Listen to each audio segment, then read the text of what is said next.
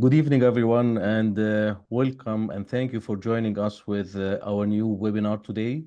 And today we have a really special guest, and we are happy and honored that she accepted to be here with us, Martina Juvara. And I pronounced the family name correct? Perfect. Yeah. And we are really delighted that she accepted to be here with us. Let me first start with our lab, like have a walkthrough with our lab. And then we're going to discuss our topic today, and I'm going to leave the floor for Martina. And by the end of her presentation, we're going to have Q&A questions. So maybe as early as possible, if you'd like to write your questions within the session downward, there's like the Q&A, or we can discuss it by the end of this presentation. So first of all, our lab is called Spatial Analysis and Simulation, and it's a lab and a community. We'd like to have open discussions, and we do have our own simulating tools and workshops. So this is our official website. Our research are dealing with movement behavior, computer vision, trying to understand how people behave within urban open spaces at various aspects or capacities. We're using various techniques and theories to try to understand the city, its transformation through time, and even try to understand where are the places that might attract people. We're interested as well in old buildings and old haras and old spaces as well, and trying to understand how they are being operating and how they are affecting people's perception through the daily movement. We have our own webinars, and we have like really an interesting discussions on topics at various levels and scales and interests as well. And we have this webinar and our coming webinar as well is really interesting topic and talk. We are doing workshops, most probably hands-on workshops, dealing with motion and evacuation and simulation of people. The last one was in Porto, Portugal. And we are doing more things related to try to trace urban evolution, trying to understand evacuation scenarios, even do like low technology or low tech photogrammetry for historical buildings. We have developed our own tools. This is an open source tool. You can download it if you wish and play with it. It's Space Syntax. We have given an Arabic name for it called Hayiz or Space. And we do our own automation, and we have a bunch of number of tools. We're going to give it for free for anyone who would like to play with it. Our team, this is our team, and they are joining us today. And we are a small group, but I think that we're a very effective group, and I hope so. So let's talk about today's webinar, actually, because we do have an interesting topic. The title is Our Future in Climate Action, Architecture for More. Our distinguished guest speaker, Martina Stoke, is talking about the challenges planners and architects to rethink the role in shaping our future. She's going to explore three key themes: taking responsibilities amid uncertainty, revisiting harmful developer models, and engaging communities to drive systematic change in our built environment. And there are a lot of questions that are going to be addressed, and we are eager to hear her. About Martina. Martina is the director of urban strategy company Urban Silence and an expert professional of UNDP, the United Nations Development Programme, providing technical assistance to Riyadh municipality. Her work is centered where there is a large-scale change and need for fresh design thinking at the crossroads of investment, infrastructure planning, and social well-being. She's also an active member of the International Society of City and Regional Planners and the head of delegation at the various COPs. She has been pushing for more ambitious engagement of the planning professions in the climate action. In her professional capacity, she works for international agencies, governments, and cities in the UK, South Mediterranean, and the Arab region, preparing programs of changing involving strategic spatial planning, improved governance, and intervention with transformation impact. And really, it's an interesting biography, and I would like to thank you very much for joining us and sharing with us your thoughts and ideas. And by the way, the first time I've met Martina was in WOOF, World Urban Forum in Cairo. And really, she organized a lovely events at various capacity. Martina, thank you, and the floor is yours. Thank you so much. Thank you, everyone, for being here.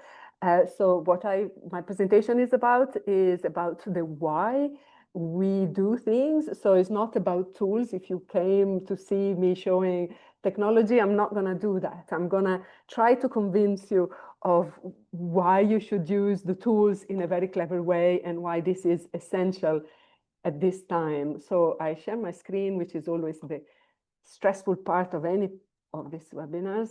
And so, so that is, the title is Our Future in Climate Action, and how we have to, all of us have to do more. And I think you've heard the introduction, so I'm not gonna say anything anymore, but that is me. You know, I'm a director, I'm a professional, I work in advisory capacity and in consultancy capacity with various agencies across the Middle East and the UK, where I'm based. I have three key messages for you today. The first one is about responsibility. That we are at a time in which it seems that many countries are retrenching and saying, well, we have to come first. We have to look after our own interests first. And that is going against this message of responsibility that I'm about to give you. And then people as rainmakers. I will explain what I mean by rainmakers. Is an American expression, but it's for me is a very important one. And then how change must be on a really big scale and systemic. And so I'm showing some examples and bringing to bring to your attention and see what you think. So starting from the sense of responsibility. If we want a future with water, with play, with fun, with children, we really have to take responsibility. So we cannot accept that is somebody else's job, is everybody's job. And so that is sort of my first key message. And we have to accept that we are at a time of existential crisis and all overlapping, and there is a lot of competition. You know, it seems that trouble is coming from all sides, and some of you in different countries experience things in different ways, sometimes really in dramatic ways, but all of us somehow we face rising prices, cost of living, geopolitical instability, wars, in all cases, infrastructure upgrades. This is something that we don't all realize necessarily. On one hand, infrastructure under pressure of climate change, it cannot sustain the increased heat or the increased flood waters, etc. But also a lot of infrastructure was built in the 50s and 60s all across the world. And so it's all coming at the end of its life, all at the same time, all at the time in which there are also other pressures. And of course, climate change, extreme weather events are becoming more and more frequent, and we are all much more aware. And that, of course, of international responsibility. So developed countries having to help developing countries to develop, but also face all of these problems that are all interlinked.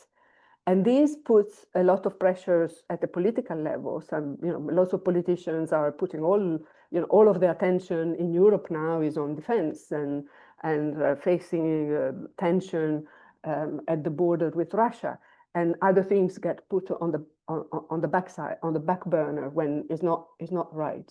So I think this is a context that unfortunately we find ourselves in, and we have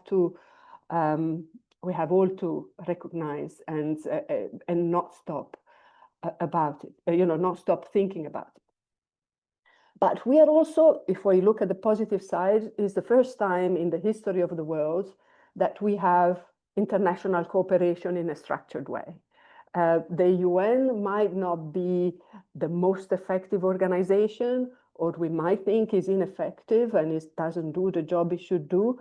But on the other hand, we also have to be pleased that we don't have a global emperor, a global universal authority that can tell us what to do. You know, it's a cooperation system. And the cooperation system is difficult, it's lengthy. loads of countries, about 200 countries, need to agree. But 200 countries agreed to the Sustainable Development Goals in 2015, and they therefore agreed on the 17 principles that hopefully all of you are familiar with, at least in general terms.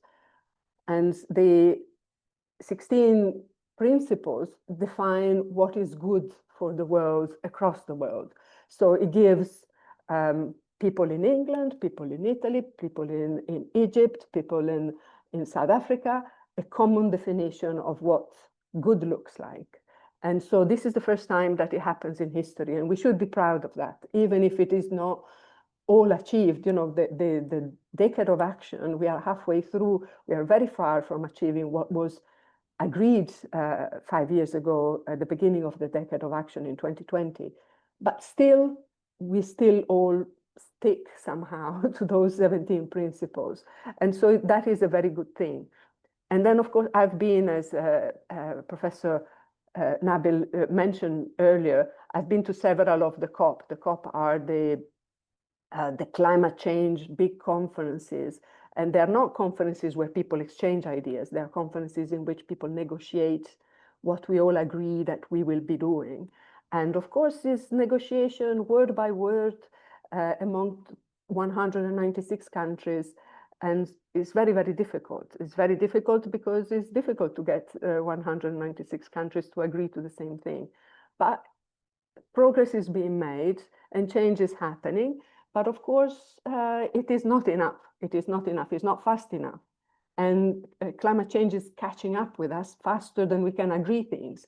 So this is a process, the multilateral cooperation, the UN system and the UNDP, UN Habitat, they're all good institutions and they're helpful. But of course, they're not, the crises that we are facing are stronger and faster than this cooperation system can actually address. And so when we say not enough, if we even talk just about money, the climate finance, how much not enough? And this is a big topic in the international conversations.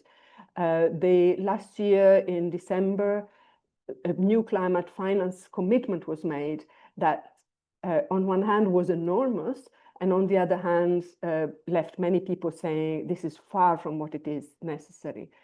So the climate finance was made 3 times what was promised before.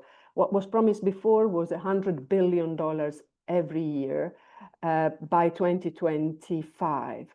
And now this has been changed or been agreed as $300 billion by 2035. So it has been 3 times as much.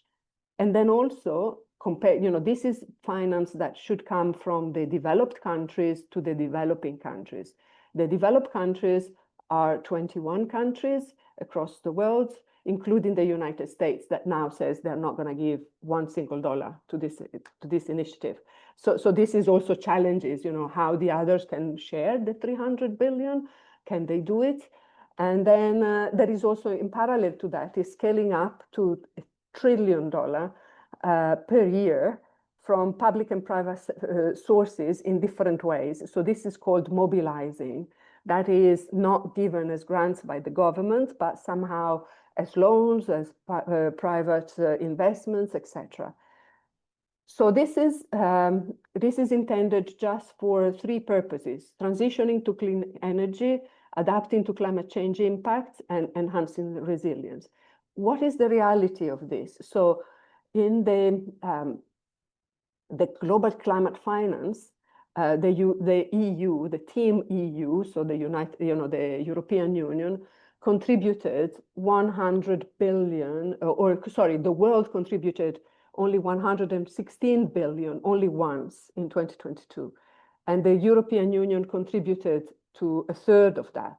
So in itself, the European Union, if considered a single organization, was the largest single donor.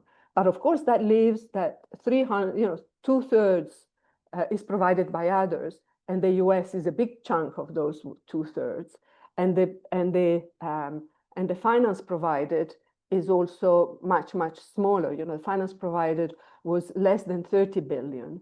And if one look at the scaling up the mobilization from private finance, it was only 7 billion euros, but still very, very far from 1.3 trillion, you know, a fraction of what it is necessary. So this gives you a sense of the scale of what needs to be achieved. You know, the countries agreed to this triplication of climate finance and the trillions. But how we do that, how we reach that in the next 10 years, nobody knows how to do it. Everybody agrees that there is money in the world enough, but is it devoted to this? That's a really big challenge and a big difficulty. And on the side of that, also the climate emergency costs in the European Union are also rising. So not only the donation, you know, there is pressure, for example, in increasing because of the United States put pressure on Europe to invest more in armaments and defense and weapons, but also there is the climate finance that has been increased. And at the same time, there are more climate damages happening in Europe. So 77 billion in damages in 2023. So if you think, I'll go back one slide for a second, the European Union raised 29 billion in 1 year to help to help developing countries, but it had to spend another 77 billion in damages for climate-related issues in their own home. So climate is already costing 100 billion a year just now, before it's getting worse. And so everybody thinks that, or the consensus that it could be 7% of GDP. If you think that Trump insists that we spend 5% of GDP on armaments, that would be 12% of GDP of every country or every developed country for two issues, climate and war. And this doesn't, doesn't include health, doesn't include education, doesn't include the rest. So this gives you the scale of the problem. And what you see here on the right side of the picture is the growth, the progressive growth just in the past 50 years of more and more climate disaster, and particularly the last few years is a really consistent increase. And I'm sure that 2025 will be similar. 2024 was the wettest, 2025 is the hottest, and there have been fires and lots of deaths because of that. So this is the situation, the political situation and the political challenges in which we are. And this is Deborah Roberts is the person that is authoring a report for the UN, for the International Panel for Climate Change. And this is what she said in 2023, while we waste time deciding and discussing, nature will continue to send us bigger and bigger invoices. Things will get more and more expensive until the point in which we cannot address them anymore. They will be so expensive, we cannot address it anymore. So this is the time now for all of us. I go back, this is our responsibility. We cannot expect that governments do them on their own. We have all of us in the built environment profession, all of the people interested in systems and in modeling, etc., really create proofs and create analysis to optimize the funds that are, optimize action, optimize the funds that are available, optimize impacts. We don't have time to waste. We all have to contribute to this because it's becoming very, very urgent. But now, going back to, I hope that I scared you enough. And now I go back to the hopeful part of this. There are two credible and hopeful scenarios. So there is a third, that is the scenario in which nobody does anything and everything will be so expensive we cannot do anything about it. But there are also these A and B scenarios that are on the screen, which are the two plausible ones that are still available. The one is that the 1.5 degree overshoot, that is, we will exceed, we are already on course to exceed the 1.5, but then as human beings are clever, we will immediately roll up our sleeves, all we will be doing what we need to do, and we will go back to 1.5 after a period of drama, a period of disaster. We will go back to a climate that is more stable. Or the second scenario is that we will reach 3 degrees Celsius on a permanent basis. That would be a permanent state of instability, but somehow instability that we can manage or we can understand. So the first one, both of them involve irreversible change. So both of them will mean that the biodiversity system will change. Our way of life will have to change. The crops and the food will change. Some species will disappear from planet Earth, but other species, we will find a new equilibrium, a new stable point under A, and then partially stable point in B. But those are the two scenarios we all need to understand and work for. So life will never be the same, but it will also be sort of not impossible. And it doesn't imply necessarily destruction on a massive scale. Now, what happens in cities? Now, cities are responsible overall, city systems, let's say, not just cities in themselves, but city systems, cities' economy, consumptions of cities is about 70% of the emissions. That means that urban professionals cannot avoid taking actions. We have to act. If we don't act, we will not achieve the results. We cannot, the 30% remaining will never be enough. So the graphs on the right-hand side comes from a website called Our World in Data. And you can compare every country in the world, it's quite clever website. And I would like, this graph, I think, is emissions per capita. So is per person, the personal emissions. So you see the first line at the top here is Europe on average. And you can see that there was a gradual, in the petrol era, towards the end of the 1800s, there's been a fairly steep increase, stable during First World War, the Second World War, the economy is somehow retrenched. And then after the Second World War, a very steep increase in consumption. And that is what made Europe as rich as it is now. So the emission, the use of fossil fuels and the emissions has been at the basis of the richness of countries like the European ones. The line at the bottom is Egypt. And so you can see that in the 1980s, an Egyptian person, or let's say, you needed maybe 10 Egyptians to consume as much as one European. So that is the scale of the differential between nations. And now all the effort is to try to get everybody to consume much, much less. And you can see that the policies in Europe have been quite effective. So from the 1980s to now, the consumption is reduced very, very, very steeply. And I put here the graph in the middle, Italy. I put Italy because Italy I'm Italian, and Italy is a dysfunctional country. It's not a country that is well organized. It's not a country that has strong policies. But yet, even in Italy, that was lagging behind the rest of Europe, not consuming them, not growing as much as the others, but still has managed to reduce consumption and stay, and somehow reach a point, continue to reach a point of decrease.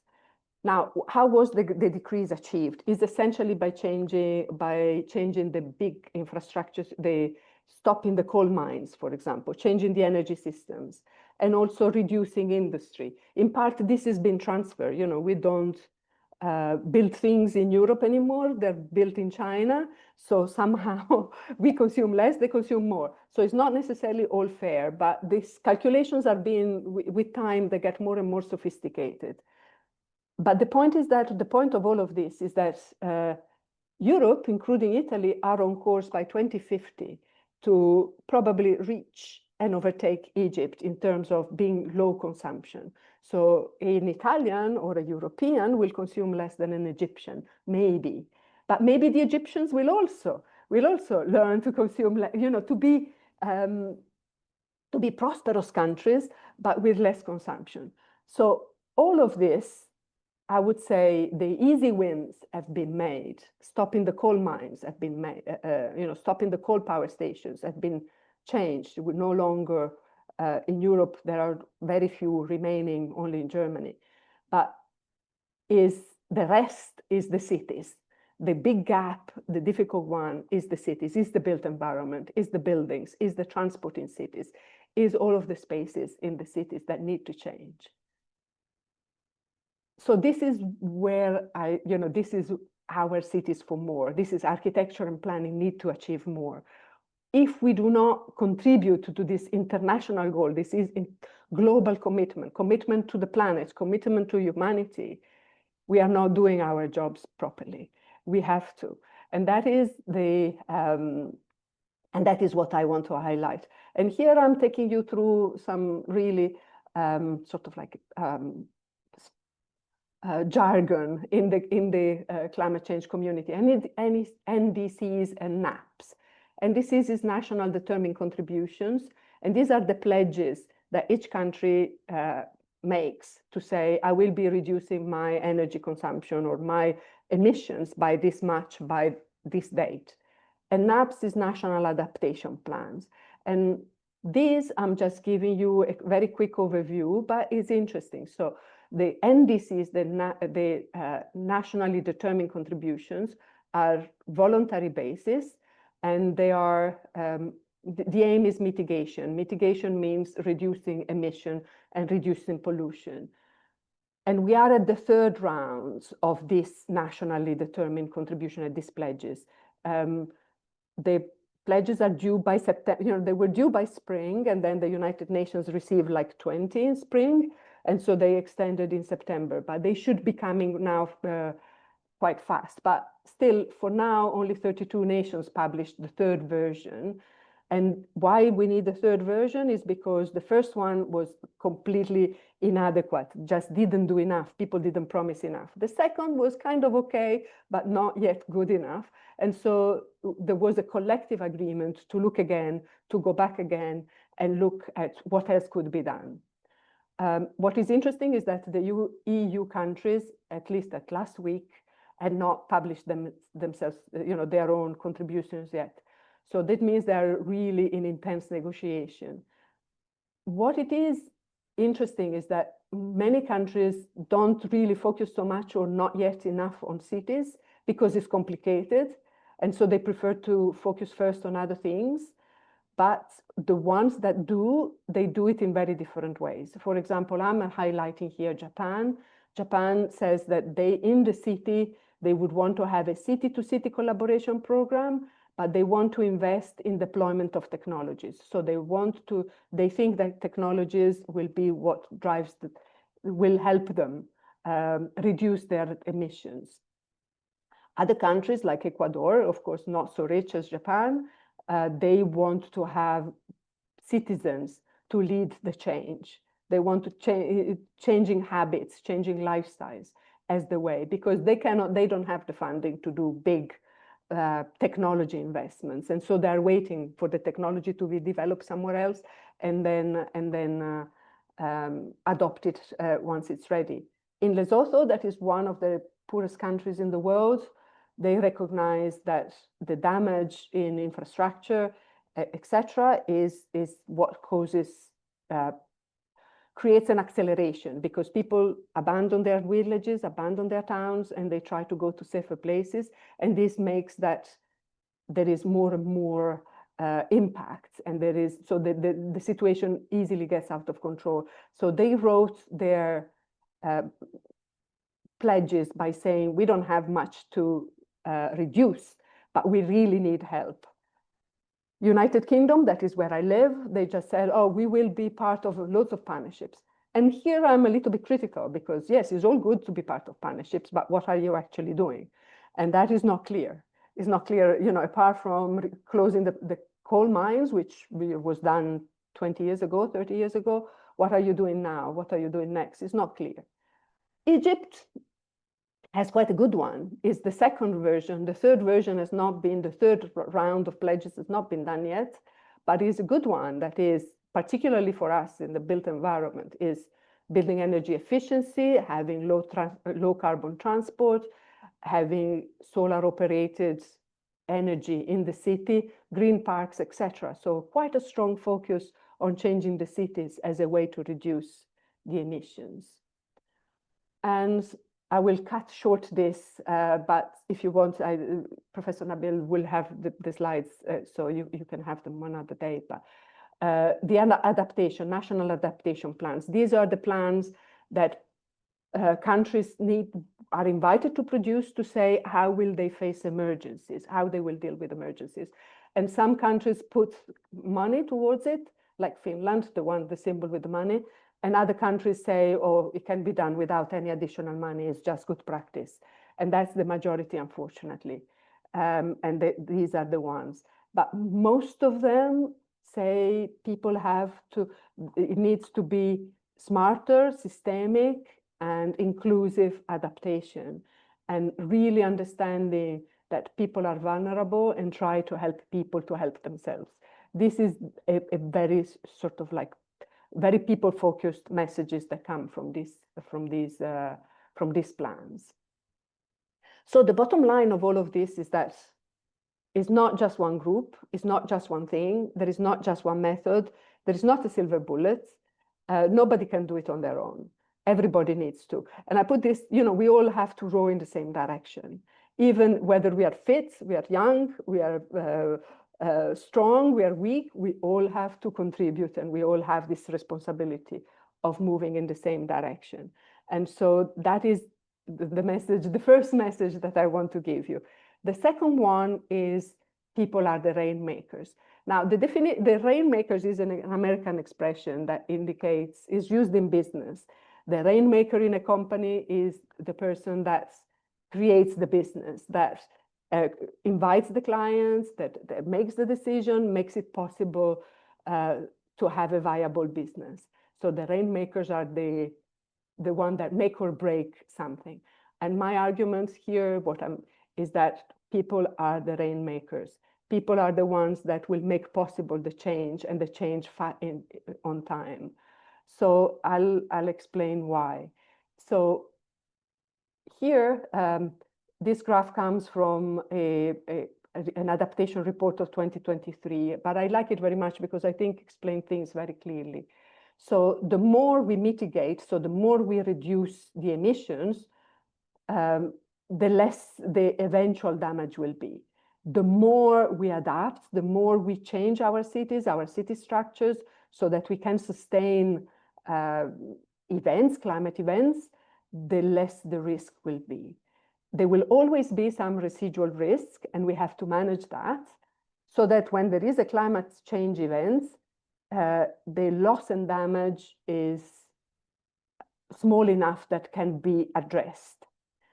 So, of course, if we don't reduce the emission, if we do not adapt enough, then the residual risk will be higher, and the loss and damage will probably be, we have to say the climate change event will happen. So this is a given. The climate change event will happen. It's just how we achieve a loss and damage scale that can be managed.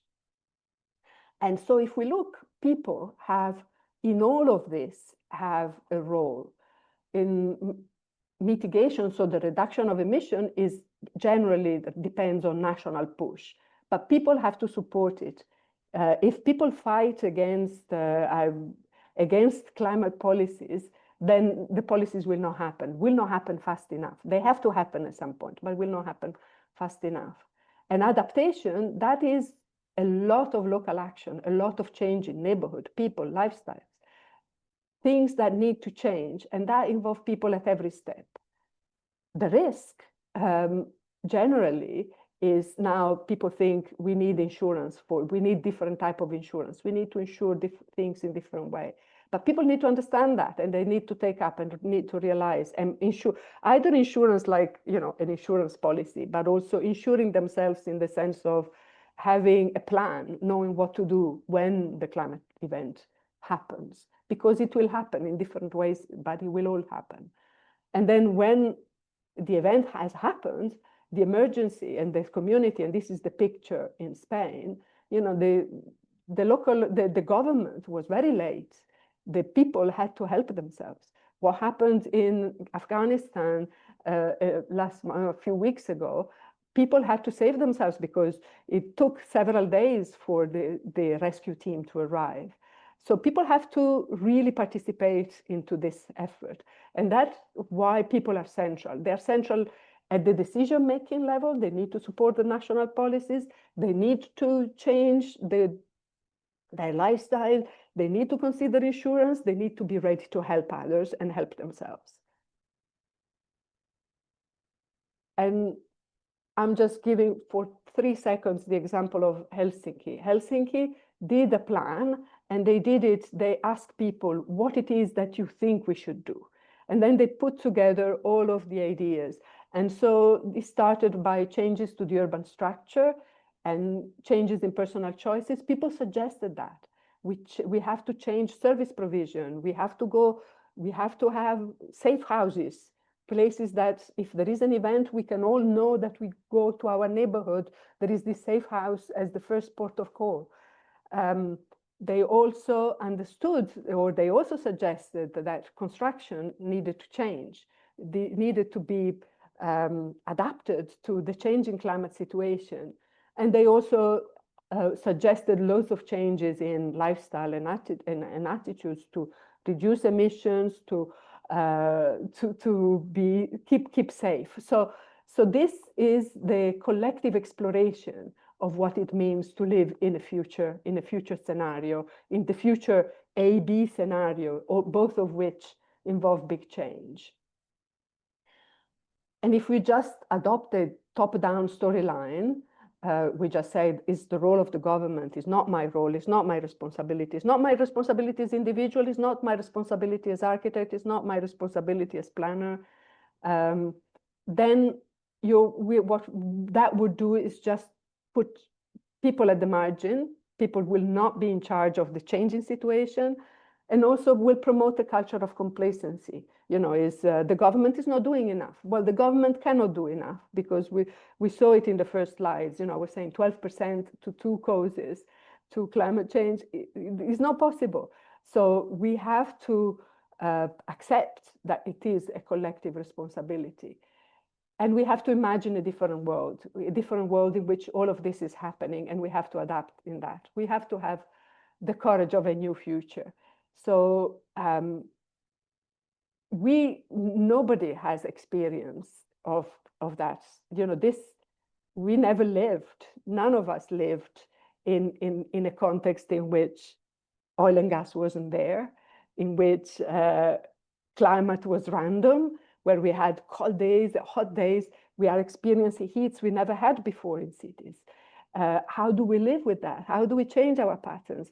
We don't know. And we have to imagine that this is just the beginning. It's going to change even faster in the next decade.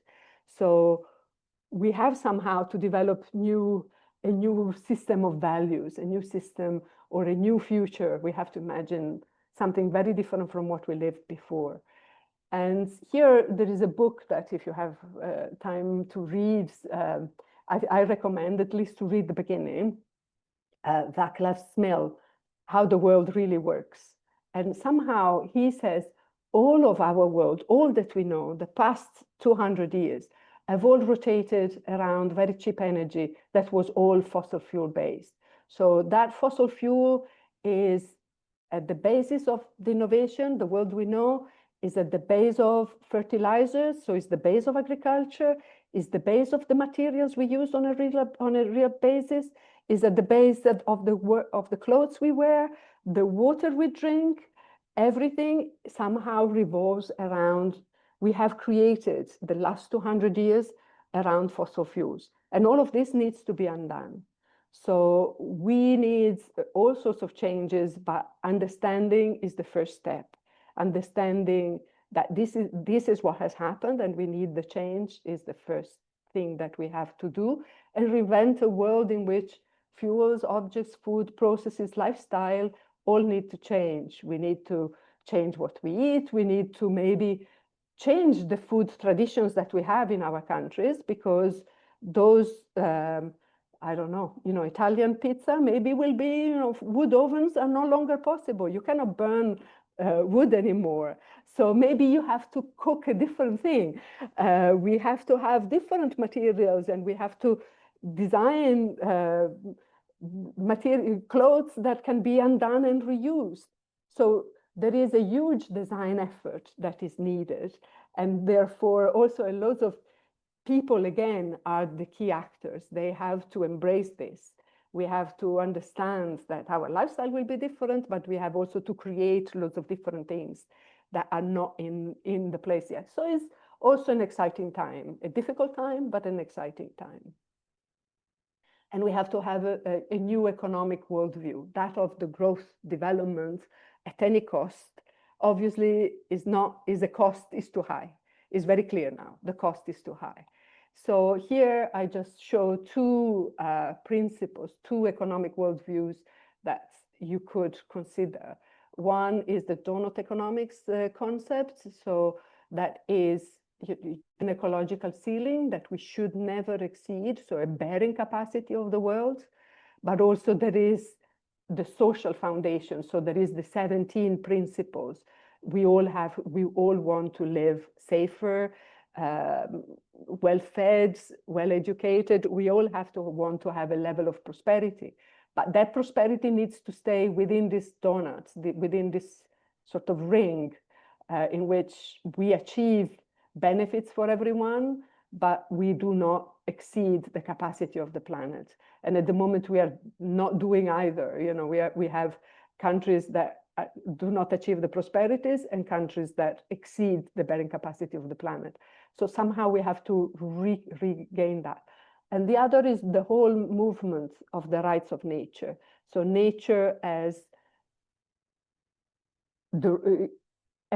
having equal rights as humans. So nature that can sue a company if the company pollutes, nature that needs to be invested in and recreated so that it becomes self-sustaining. And also the principle of the 7 generations, that is, we have to look ahead for 7 generations. Yeah, our responsibility of today is for 7 generations to come. So for the next 200 years, we have whatever we do now needs to be viable in 200 years' time. And there is a lot of body of law and other things, very interesting sort of changes.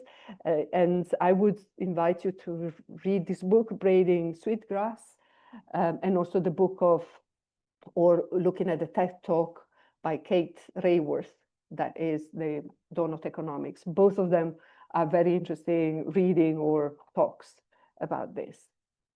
And then finally, the systemic change in cities. So cities have been built for the past 200 years on the basis of fossil fuels. And also the American urbanism system has been absolutely fantastically successful in exporting this unsustainable model across the world.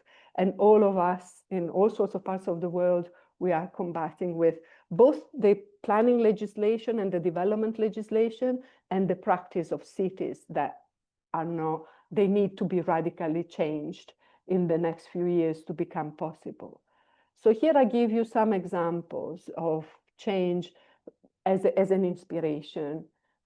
And the first one is in Riyadh, that is where I work, and there is a program called Green Riyadh. This is a massive scale of regreening the cities. So the program was launched as an initiative like Pride, or Big Pride, the same as supporting the football team. With the same energy in which you support your national team, you were supporting the greening exercise. You have to build to break all of the records for as many trees as possible, and the speed as well. But also the ambition was matched by a really strong investment. The most experienced project managers in the cities, buying land for building what you see there, nurseries, so that you could grow the trees that you need in the city, acquiring land, making a huge program for achieving 5 degrees reduction in temperatures across the city. The transformation is already underway. We are sort of like a few years in, and you can see, of course, Riyadh is not the greenest city in the Middle East, but is becoming visibly green. And the number of parks, the opportunity to be outside, this is not an unusual road that you see here on the top.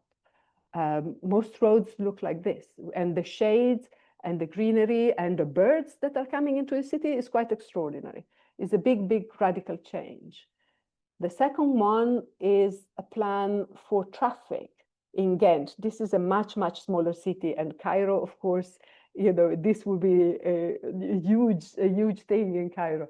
But what they did, each neighborhood that is a different color on this map, if you are walking or using bicycle or public transport, you can connect to all of your neighboring neighborhoods. But if you go by car, you have to go out, go around, and then go in again. So basically, everything, the car becomes all of a sudden the least convenient means of transport, just because you have to go out and then back in again. And instead, if you're using public transport or you're cycling or you're walking, you have all of the connections and you are very quickly everywhere. So this has been forced onto the city. There was no public celebration. People hated it at the beginning because it was a huge disruption in daily life.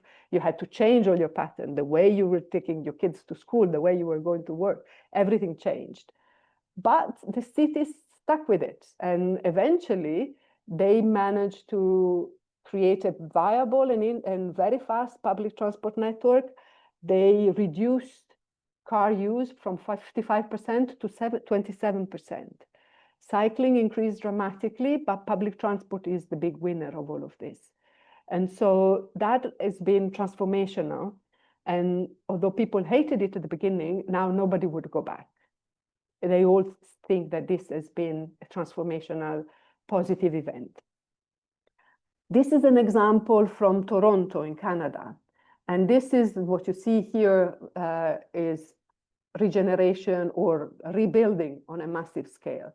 This was an industrial area with some worker housing, and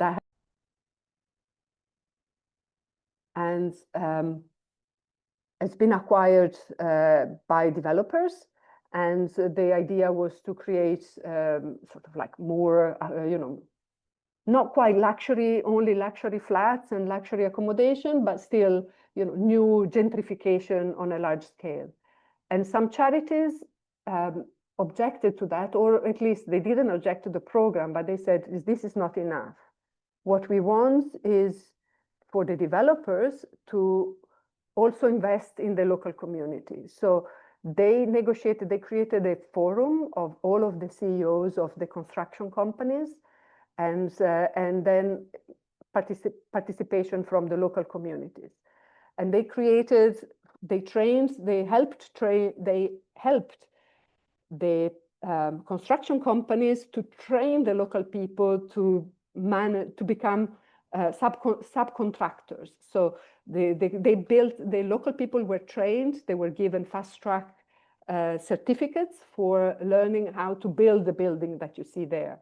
But not only that, but also how to build businesses that would be there, how to be the next restaurants, etc. So they created all sorts of activities in which the local population that were there before, they became the construction workers. They had their own companies. They were not employed by the new developers. They were subcontracted, and they created their own company to help build the houses there. And they helped to build all of the businesses that are now gradually populating the city. So they made sure that all of that development created a legacy by which also the people that were there before became richer at the same time. They had better jobs than what they had before, and therefore could afford the houses in the neighborhood from where they were coming from. Fourth example is cooperative housing in the UK. This is people that come together and they decide to build their own homes. and they decide the specification, and they are collective owners of the houses and of the green spaces around them, and they set the rules by which the houses will never become so expensive that other people will not be able to afford them. So this is grassroots work, is people coming together and deciding what good looks for them. And invariably, they decide low consumption, thermal efficiency, green, spaces for the children. They have food gardens, etc., all in the development. And they decided not to have cars.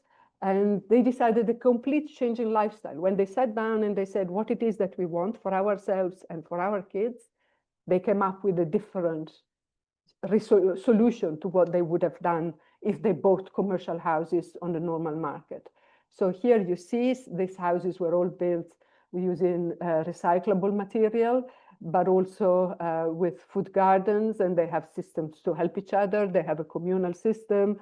They buy food. They make a shopping list so they can buy food on the wholesale market much cheaper, and they distribute in the neighborhood. So it's a maybe niche, but is a model that could be scaled up and used by others. And this is instead for houses. This is again in the UK, and again is grassroots, is people coming together and deciding how to improve their homes and making a whole program for that. And then if they adopt energy efficiency, they can sell the difference between there is a financial system by which they can get funding from the private sector. So basically, they, if they do the improvements to change and reduce consumption of energy in their houses, they keep paying the same energy bill that they had before for 10 years, and that covers the cost of the renovation. So they can borrow money against future saving in energy costs. So that is a system that has been piloted in the UK and has been used now for a lot of public housing and a lot of neighborhoods that require investment. So there is a set of criteria that you have to demonstrate that you are reducing consumption in energy enough to achieve the financing that is required.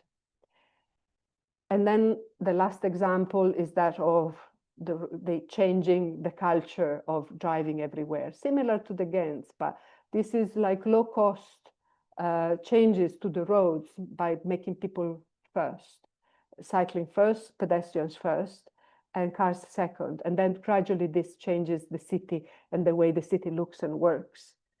So now the big thing is that I showed you 6 examples from different places, greenery and afforestation, sustainable mobility, equity, making sure that people are not kicked out, new housing models, improving neighborhoods, walking, cycling, public transport. But all of this needs to be done everywhere and all at once. It's not just one thing here, one thing there. It's not going to be enough. We have to do all of this at once. And if you are looking at your spatial systems, you have to be able to model all of this change and be able to support that and understand and decide what you can do first and what follows and how you can do it faster. And that is the goal of the next 10, 15 years for all of us.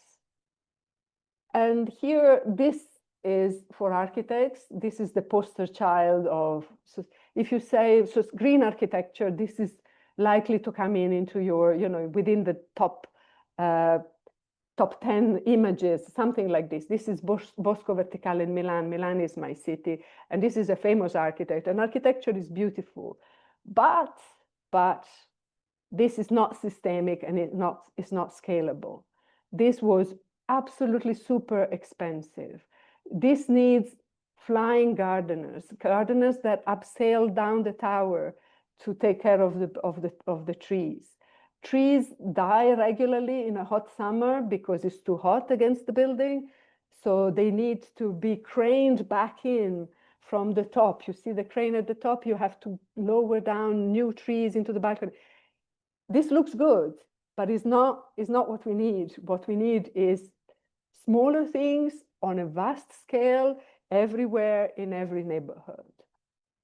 And so this is my sort of like end message. We need this integrated systemic change on all fronts, on a vast scale, and we need to be able to understand it, to measure impact, understand what happens, how to do better next time. We need to have people, civic society, enable them to be effective rainmakers. We have to recognize that without people on board, we are not going to get there. First, they have to be the decision makers, but they also have to be the ones that actually change the lifestyle. They're the ones that make different choices for themselves all across the coming years. And of course, the responsibility remains for all of us. And we have to embrace it, and we have to be very conscious and proud of having this responsibility. And I leave you with just what Kennedy said. This was a Jewish proverb, but if it's not us, who? And if it is not now, when? We have to act now. And this is my message to all of you. So that's my last words. And I'm happy to hear any comments and any questions.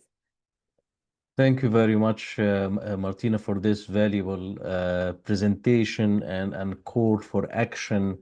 And really the message that the society should be at first, and they should be convinced to take an action first. It's not all, it's never top down, and even if it's top down would work for a while, the community might resist, and it won't be a sustainable decision. So I'm going to take the privilege of being the host and ask the first question, if I may. It's not a question, it's something like a comment or thinking with you loudly. Well, actually, it's weird that we know the problem, we know the solution. It's not a secret. Everyone knows it. And Yes. we're not taking an action. And this is really weird. I mean, it's like a lot of movies are saying to us, okay, this is the end. This is the last day. This is what we're going to be if you're not going to do this. And we all see them and we're just watching as if we are just walking without thinking, really. And even using the motto or the slogan of leaving no one behind, it's nice, but actually we're all leaving each other behind. So my first question is, or main question is, you have dealt with mentalities in the UK and mentalities in, I mean, Italy and even at the Middle East currently.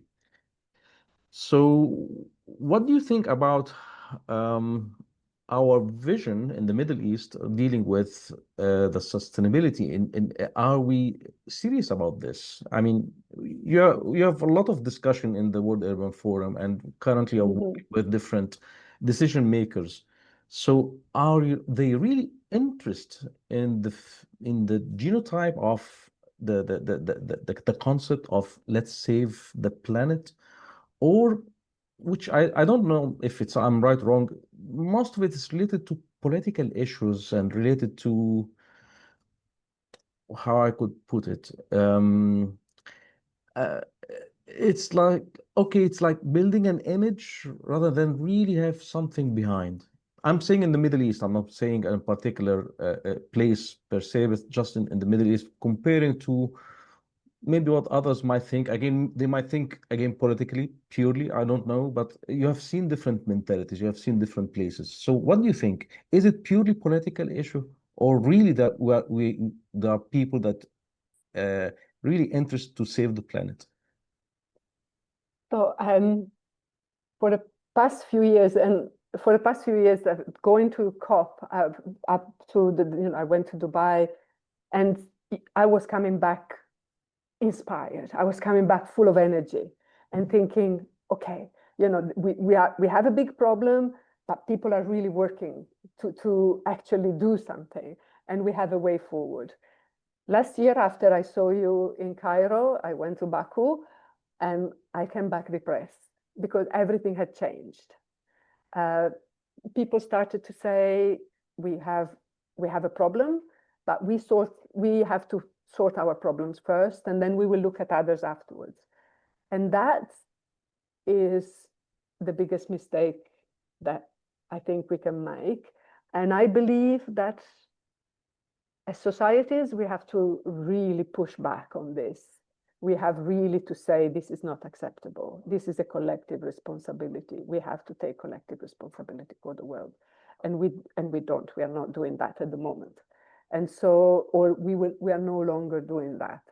So, and also with that, I believe there is also, at least in countries, you know, I live in London, and London, they say, we are on track to achieve carbon neutral by 2050.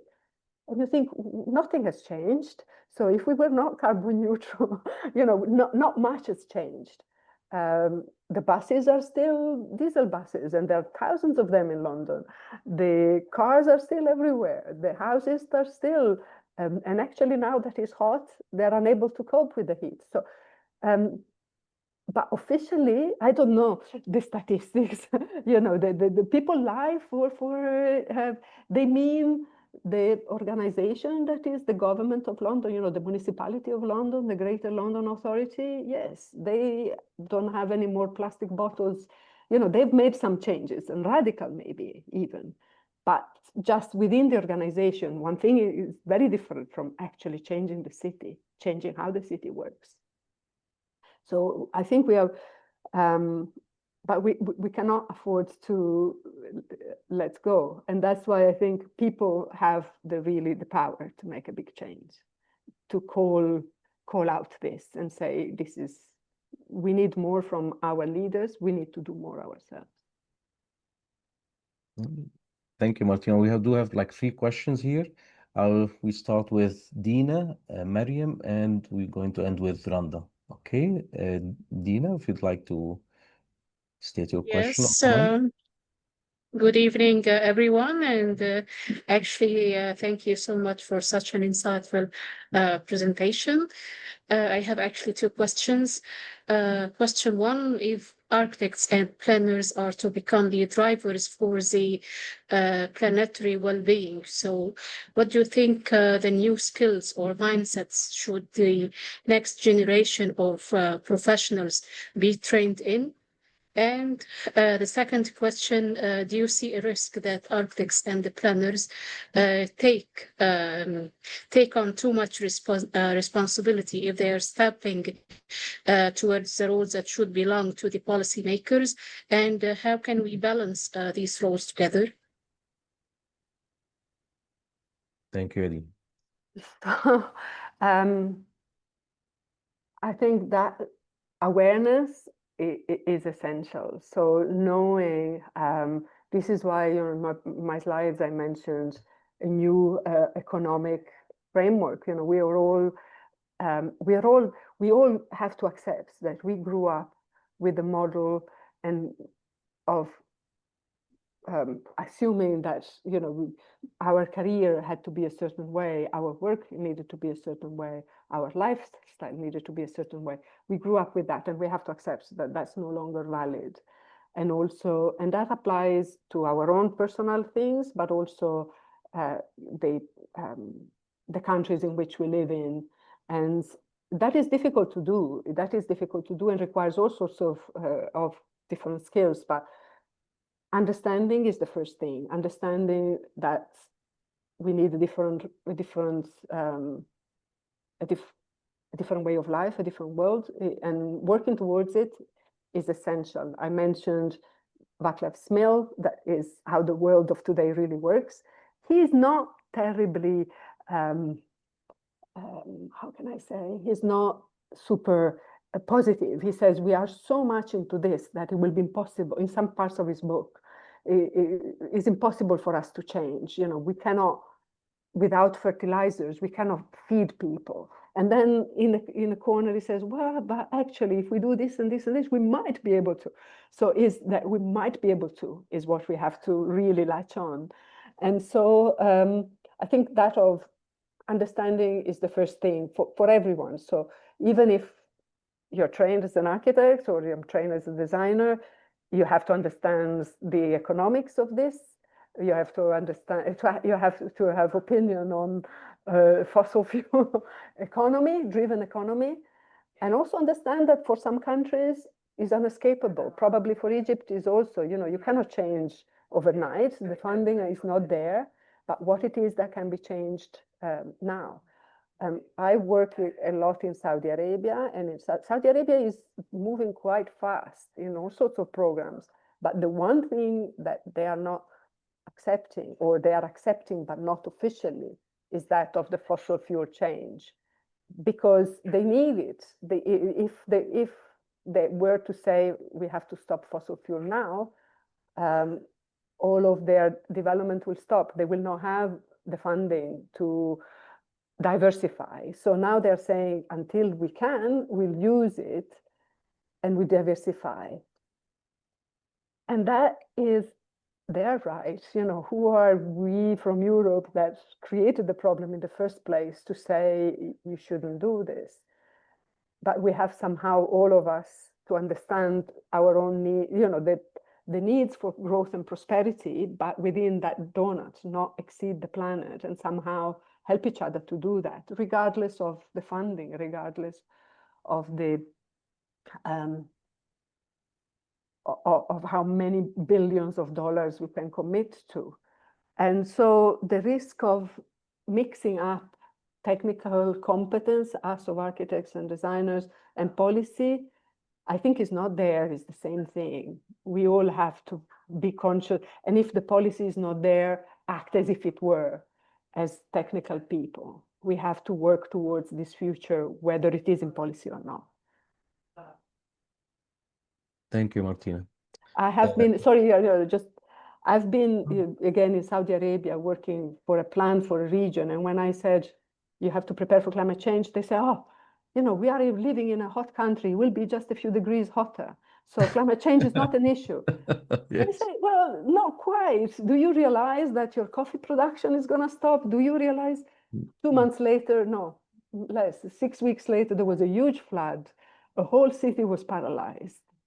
And you think, okay, so now can we open the conversation that as planners, we have to address that. But even if they don't want the word climate change, we are going to have climate change policy in the plan. We are not going to call it like that. It's going to be flood prevention policy, but somehow it will be that. That's interesting. So, Mariam, if you would like to address your question or comment. Yes. Thank you so much, Professor, for the amazing talk. I wanted to hear your view about the concept of net zero. So is net zero a meaningful target or just a distraction that allows continued overconsumption? Because sometimes I really think that instead of actually reducing emissions, polluters might just buy offsets, like paying for a forest project while still producing massive amounts of carbon emissions.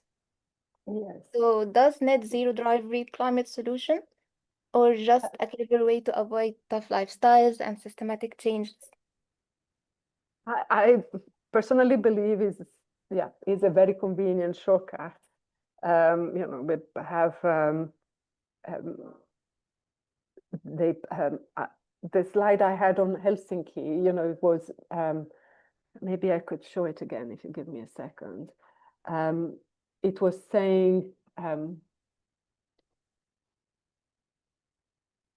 it was giving different times. Let me just go back up.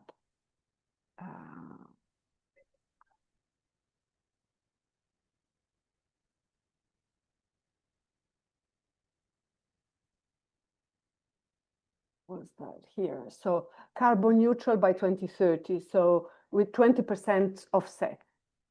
Then by 2040, only offsets within the boundaries of the city. And then 2050, no more emissions, more.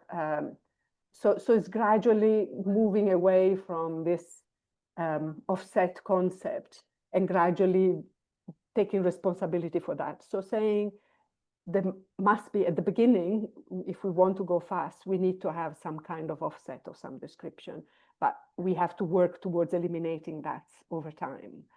And quite fast, in 20 years. that I think is probably a good realistic approach, saying we cannot be carbon neutral overnight.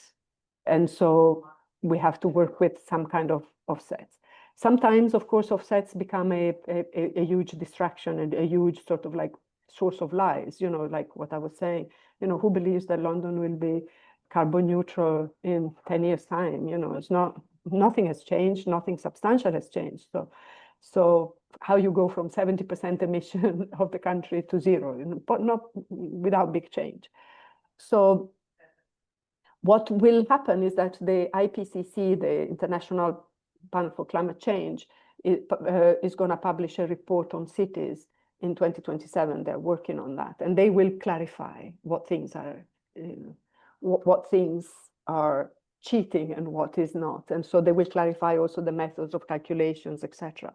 So things gradually are moving towards more responsibility for everyone, but not necessarily overnight. But I agree with you, but I think it's inevitable, but it needs to be eliminated. So I think we do have one last question from Dr. Randa Khalil. Dr. Randa, the floor is yours. Yes, thank you so much, Professor Martina, for your outstanding presentation. It was very interesting and insightful. I have one question, maybe related to our city, Egypt. So in rapidly urbanizing cities with limited retrofitting budgets, how can planning authorities strategically address spatial interventions in housing as a part of a phased carbon reduction roadmap, especially when aiming for both equity and climate adaptation? Thank you again. So I must confess that I do not really know exactly how things, I don't know, not only exactly, I don't know how things work in Cairo, but that example that I gave of the UK, the way it works is, the way it's proposed to work is a group of residents. So in the UK, it's mainly villas and things or small houses, but would be a tower block. They all come together and they calculate if they do certain improvements. For example, the building will be a lot more thermal efficient, so you don't need air conditioning just as much as before, and therefore you pay less for an energy if you improve the building. And so there is a way, or there is a model that has been developed in the UK. I can send at some point I don't know if I can find it immediately now, but the link to the study. But if you're saving energy in the future, you can borrow against that, or you can find a financing mechanism by which the energy company, you pay the same rates that you are paying now for, say, 10 years, but the energy company lends you the money, or an investor lends you the money to do the upgrades. And then they keep the money that you overpay over a period of time. So basically, you have the mechanism to have some funding for doing the improvements neighborhood by neighborhood by borrowing against savings that you will be doing in the future. And this calculation was made that if one could package a certain scale, a whole neighborhood, for example, then the investment is big enough to interest the private sector more generally, and especially if governments facilitate the coming together, the legal agreements that are needed, etc. If the governments support that, even without putting any funding, but this would make upgrade of normal buildings financially attractive by being able to borrow against future saving. That is one mechanism that has been invented. For sure, creative people, I'm not a finance person, but for sure, if one puts putting our heads together, we can find ways to find other systems, other ways to do the same thing. Yes, thank you so much for sharing this insightful mechanism. Thank you. Thank you very much, Martina. By this last question by Dr. Randa, we'd like to thank you very much for your valuable insights and actually We'd love to be with you. I mean, more, but I know that our participants and would like to have do further issues. So that's why we're going to conclude this webinar by thanking you very much for joining us. Really, we have learned a lot from the examples that you have highlighted. The message that we need to act, it's there, and how people in society or responsibilities needed. I mean, everyone should carry their own responsibilities in order to we all survive. Otherwise, we really going to all be left behind. No one Yes, left behind. exactly. So thank you very much, and we hope that we see you again in Cairo in different I events. would love to. Yeah, yeah. So thank you very much. Thank you so much. Thank you very much to all of you for listening and hopefully for taking action in the future one day. Yes, we hope. Thank you. Thank See you. you. See you. And thanks everyone for being here with us. Thank you very much. Thank you. See you.